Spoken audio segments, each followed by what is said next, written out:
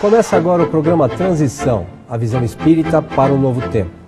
Hoje temos a alegria de receber mais uma vez Sueli Caldas Schubert. Bem-vinda, Sueli. Muito obrigada, eu fico muito feliz de estar aqui novamente. Sueli, nós gostaríamos de abordar um tema hoje bastante solicitado pelos nossos amigos de casa, que é a perda de entes queridos. O Espiritismo tem uma contribuição bastante grande para esse tema, para as pessoas.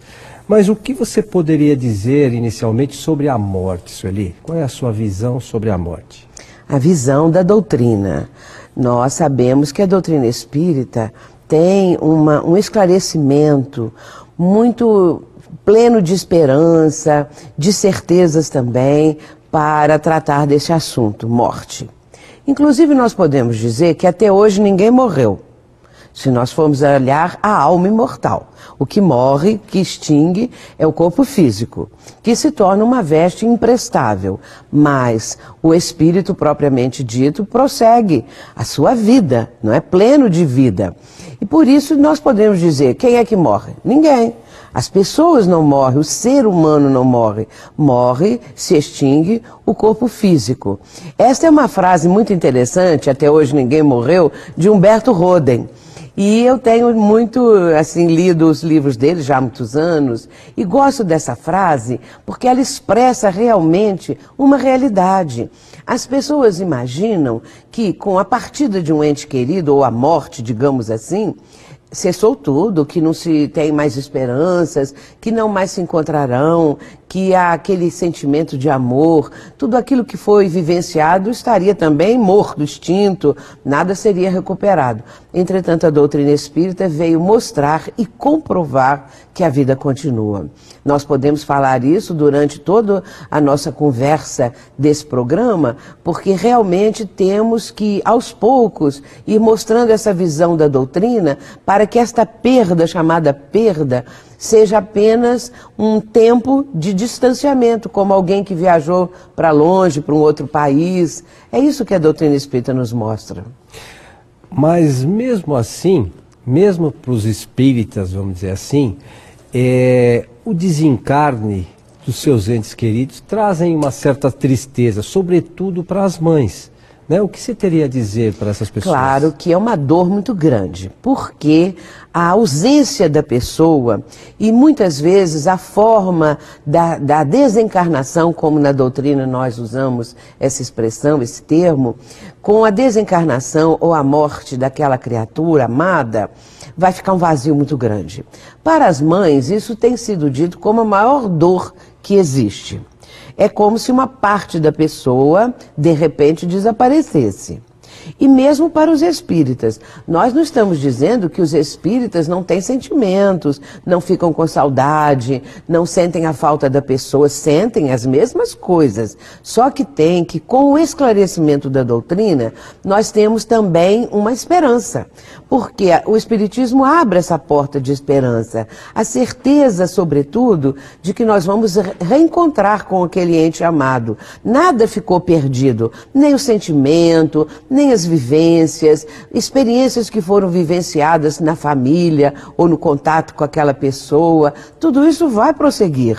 E assim, de uma forma muito mais plena, porque nós somos espíritos, nós somos imortais. Morrer é voltar para o lar. O lar é lá, no mundo espiritual. Aqui é a passagem, aqui é um trajeto breve, é uma vida impermanente, a vida terrena, a vida física, e o lar é este realmente. Há uns 2 anos atrás, eu recebi uma mensagem de uma médica oftalmologista que desencarnou depois de uma moléstia prolongada, filha de uma grande amiga minha. E essa pessoa, esta médica, ela veio logo depois, talvez uns 4, 5 meses, enviaram uma mensagem para a mãe dela por meu intermédio.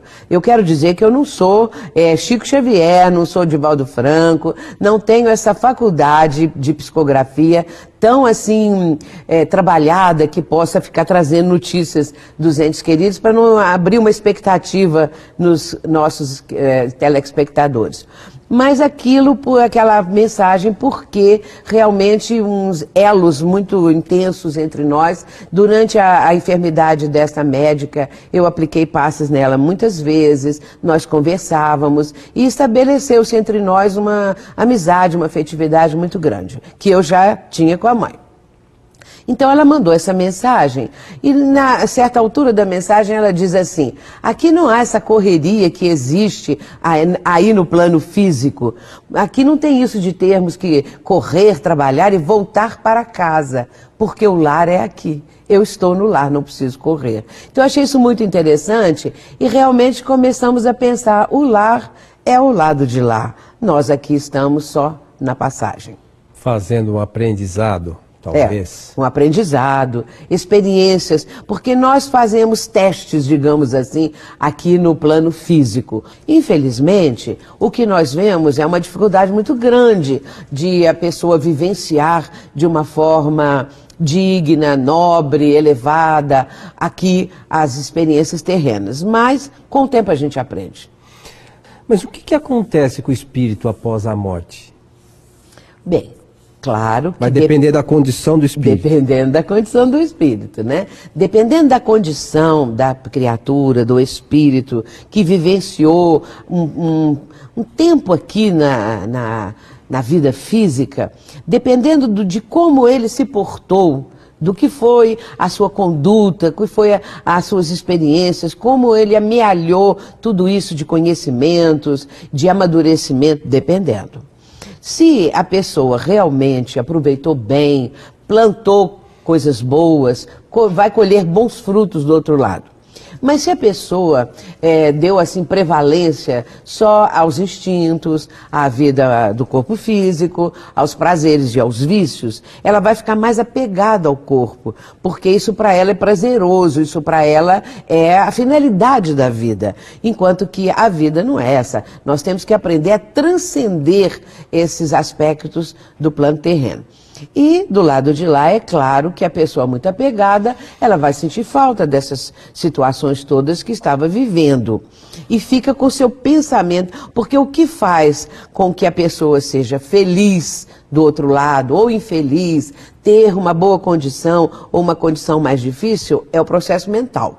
Se ela está muito presa mentalmente a tudo aquilo que ela vivia na vida terrena, é claro que vai sentir falta e querer isso. Mas se ela já está numa mudança, se ela já está aspirando coisas mais transcendentes, coisas mais espiritualizadas, é claro que a sua força mental, a sua energia mental já está num plano mais elevado, de mais compreensão. E aí sim, ela sente um bem-estar, ela se adapta ao mundo espiritual, ela compreende, porque quem está do lado de lá, quem foi para o lado de lá, também sente saudades dos entes queridos, das pessoas amadas. E vai, com a sua experiência, com uma vivência digna que teve na Terra, conseguir superar isso, administrar bem essa saudade, sabendo que é temporária. Quantos e quantos viajam para os extremos do mundo, do planeta, em regiões, às vezes, de difíceis comunicações, mas sabem que vão reencontrar? É a mesma coisa. E Sueli, o que você teria a dizer para as mães que perdem seus filhos ainda muito novos, né? Crianças, às vezes de colo, esses desencarnes prematuros? O que você poderia dizer para essas mães? É claro que a dor é muito grande. Eu imagino que a dor da partida de um bebezinho e a partida de um filho adolescente ou adulto, esse tipo de dor deve ser a mesma.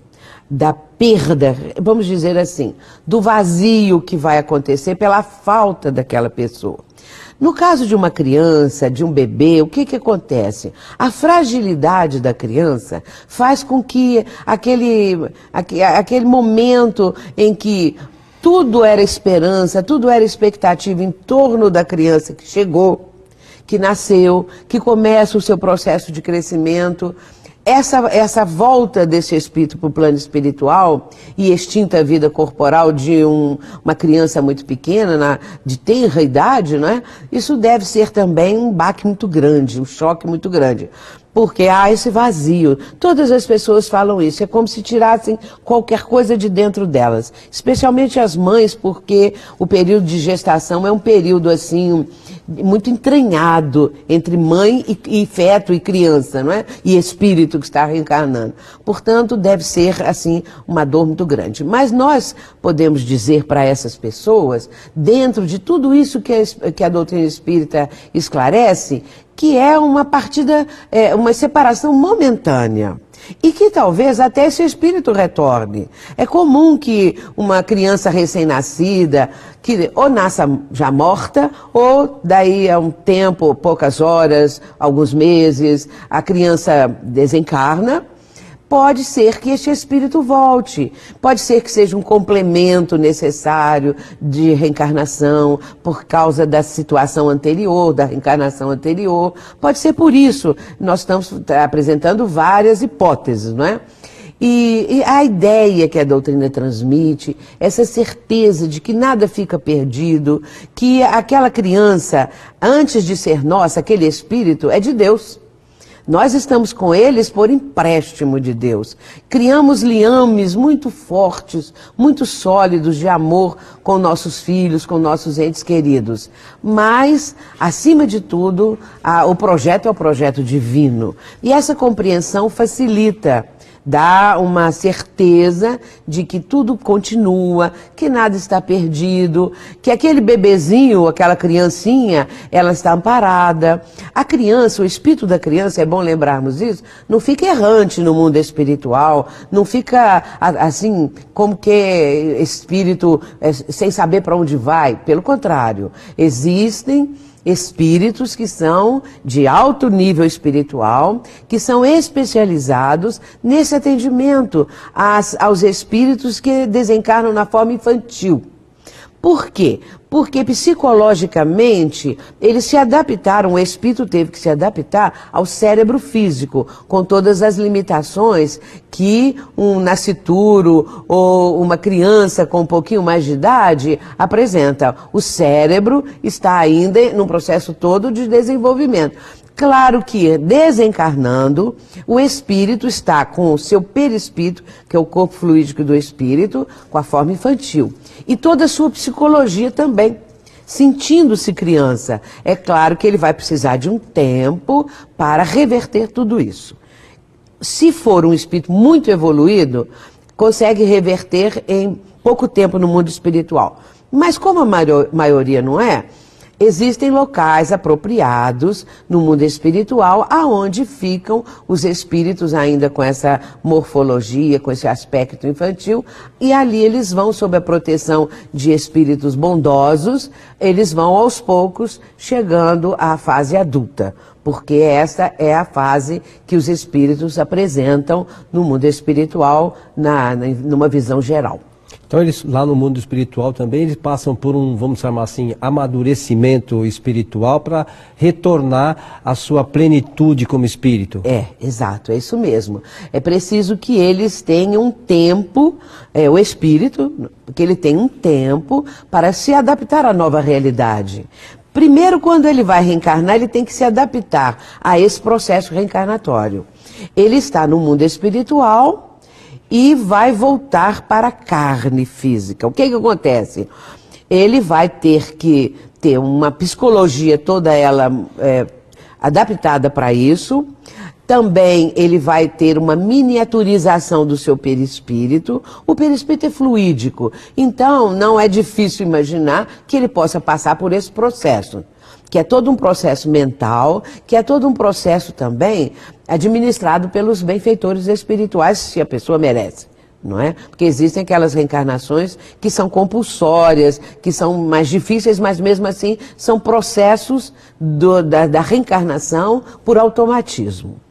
Mas, voltando ao caso do espírito que está recebendo esse amparo espiritual, ele vai reencarnar. E com isto, muda todo o quadro que ele vivia anteriormente. Estando aqui no plano físico, voltando para o plano espiritual mais cedo ou com mais tempo de vivência terrena, não importa. O que acontece é que no plano da infância ainda, no período da infância, ele vai ter que se adaptar para que possa, então, reverter tudo isso e entrar na sua fase adulta, mais amadurecido, com mais condições de aprendizado. Porque a vida no plano espiritual é uma vida de aprendizado. É uma vida em que nós não ficamos no ostracismo, que nós não ficamos sem ter o que fazer, pelo contrário, tem muita coisa. Não é? O trabalho é constante. Ninguém fica na praia. Essa é a boa notícia.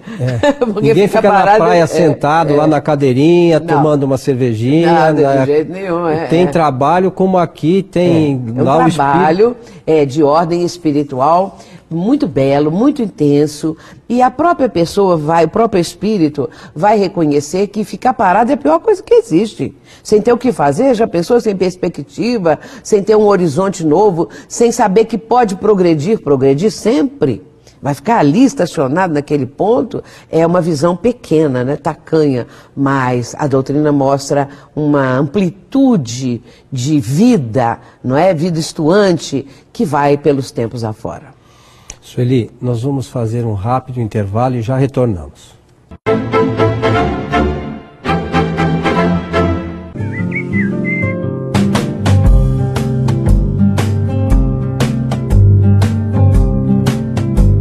Rádio Boa Nova, a comunicação em prol de um mundo de regeneração.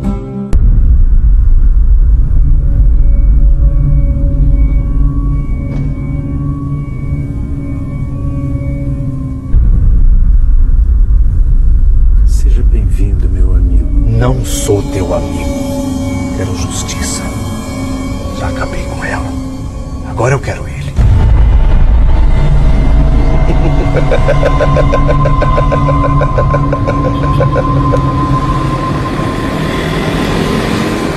O que é? Tá olhando o quê?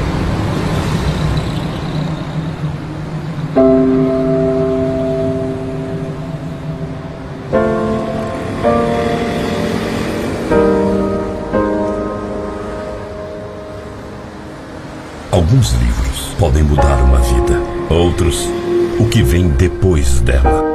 O filme dos espíritos. Breve nos cinemas.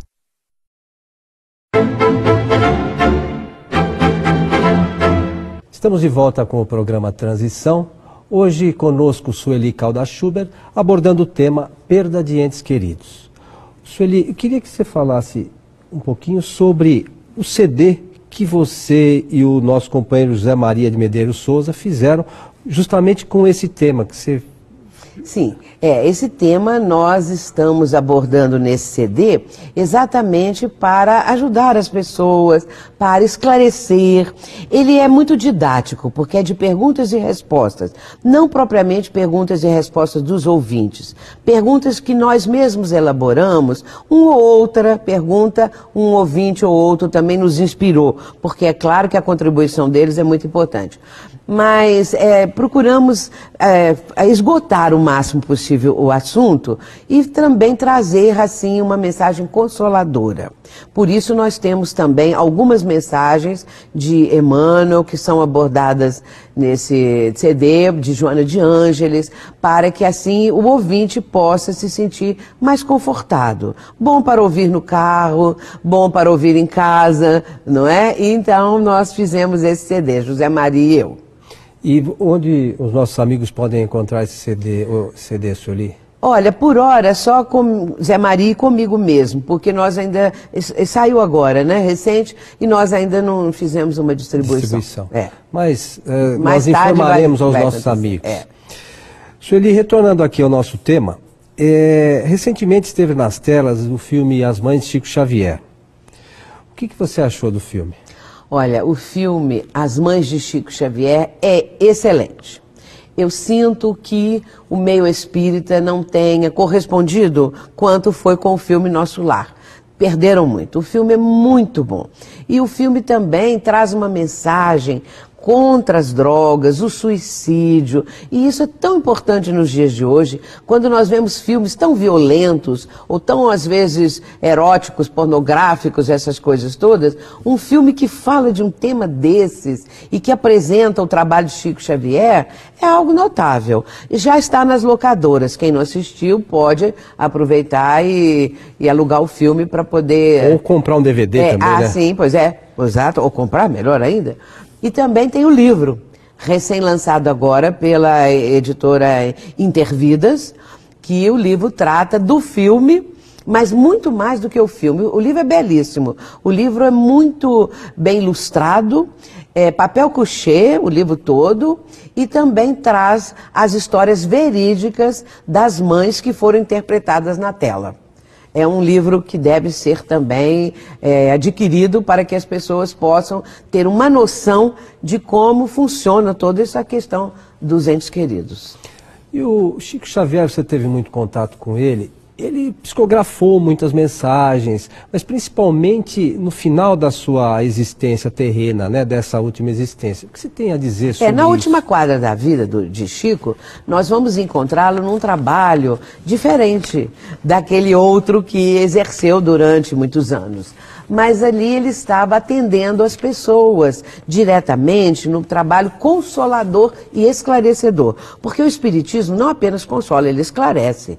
Claro que para consolar precisa esclarecer. Não adianta falar assim, morreu porque tem que morrer à vontade de Deus.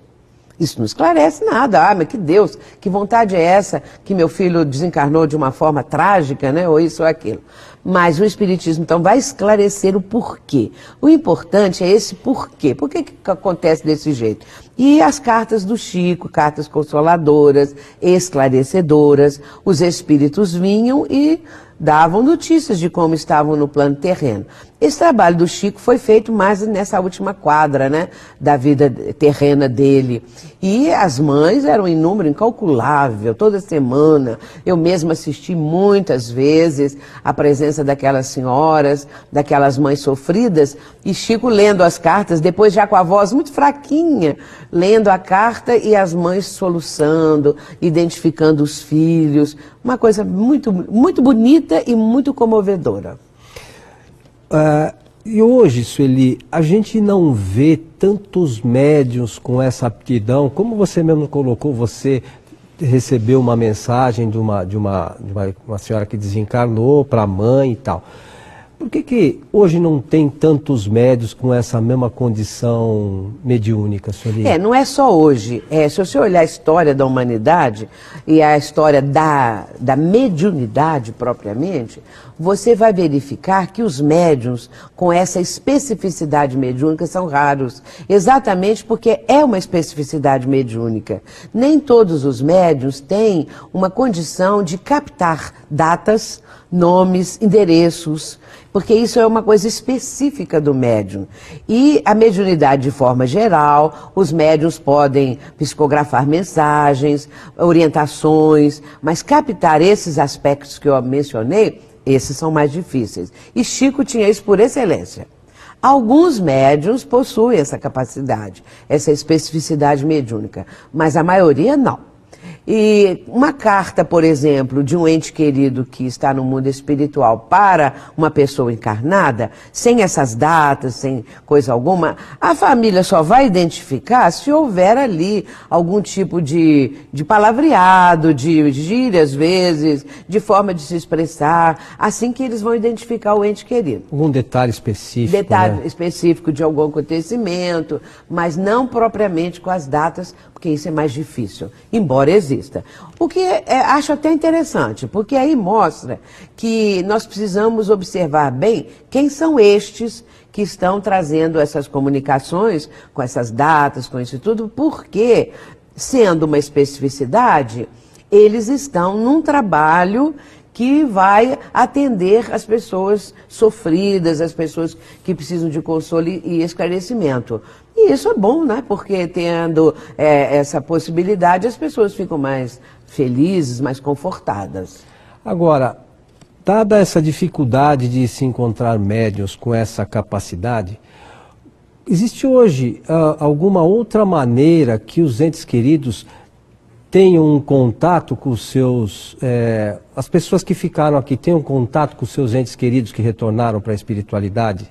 É sim. Tem outras possibilidades, porque se não existem médiuns assim, em grande quantidade para um trabalho desses, de cartas consoladoras, mas existe possibilidades de reencontros, de encontros e reencontros no mundo espiritual, quando a pessoa aqui no plano físico está adormecida, o seu espírito com o perispírito, que é o corpo fluídico do espírito. Aliás, deixa eu abrir um parênteses aqui. Quando uma pessoa diz assim, estou vendo o espírito da minha mãe, estou vendo o espírito do meu filho, essa pessoa está vendo o perispírito, porque o espírito não tem, propriamente dito, é a inteligência.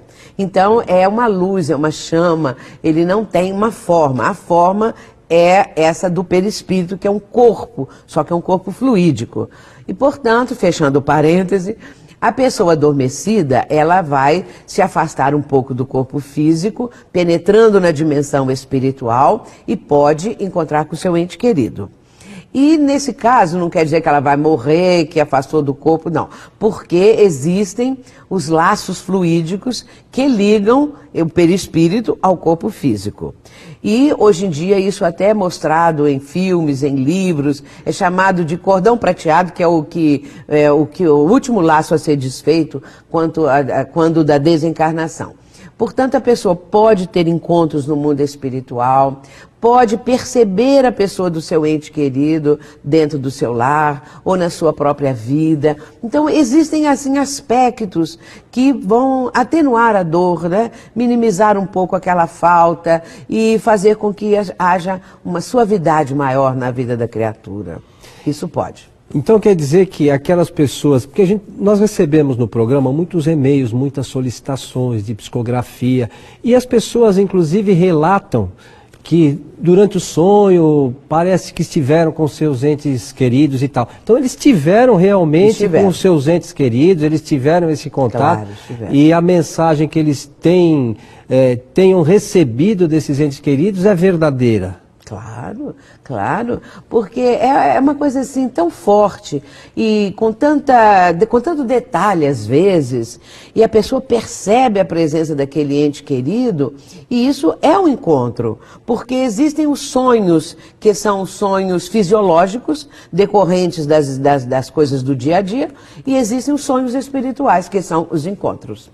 Então, a gente poderia dizer que por essas informações, até pelos sonhos, nós podemos garantir para os nossos amigos de casa que a vida continua, a vida não acaba. É claro, é. Então, todas essas comunicações, essas cartas, são comprovações disso. Quer mais comprovação do que essas? E ainda as pessoas continuam negando, achando que às vezes a mãe, o pai, a família que recebeu aquela carta está envolvido numa espécie de hipnose, ou porque querem aceitar isto, ou porque estão sugestionados, mas não é não. Ali estão datas, ali estão acontecimentos, ali estão nomes, que às vezes ninguém nem conhecia, nem lembrava, é só um antepassado, um avô, um bisavô. Portanto, é uma confirmação de que a vida continua e de que o intercâmbio espiritual é possível. Sueli, para encerrar, nós estamos chegando ao final do nosso programa, então quer dizer que nós podemos afirmar que o Espiritismo é o consolador prometido por Jesus? Claro, podemos, podemos. Porque consola, realmente. Em vez daquela visão de que a vida acabou, de que não existe mais nada, nós passamos a ter uma visão da continuidade da vida, da sobrevivência, da imortalidade. E é isso que o Espiritismo está comprovando para nós. A vida continua, nós somos imortais. E o que nós vamos fazer com a nossa imortalidade? O que nós vamos fazer do outro lado da vida? Então, a doutrina nos mostra toda essa condição do mundo espiritual e mostrando também que ali está a nossa pátria. Se nós somos espíritos, vivemos no mundo espiritual, não poderia ser no mundo terreno. Portanto, a doutrina espírita pode, nos trazendo essa consolação, ser dita mesmo como consolador prometido por Jesus, que disse que ele nos faria lembrar tudo o que ele estava ensinando e muito mais, não é o Espírito de verdade. Sueli, chegamos ao final, nossos agradecimentos a você, Nós esperamos poder contar com você em outras ocasiões, né? Com a certeza de que você traz sempre muitos esclarecimentos aos nossos amigos de casa. Eu agradeço também, desejando muita paz a todos. Obrigada. E a você que esteve conosco, o nosso abraço e esperamos você no próximo Transição. Até lá.